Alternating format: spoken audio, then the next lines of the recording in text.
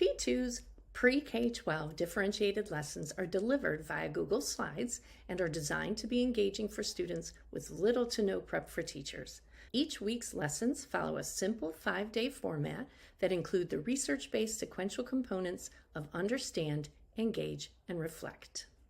Days 1 and 2 include lessons designed to help students build a foundational understanding of the character strength or other people mindset meaning through vocabulary support, real-world examples, and guided classroom discussions.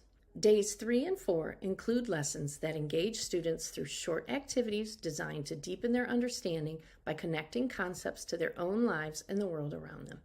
These activities are designed to require little to no prep from teachers, and often teachers can pull up the day's lessons and read the activity right along with students.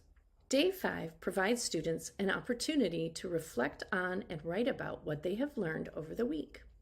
As an added convenience, you will find P2 Reflection Journal PDFs linked to the Day 5 lesson each week.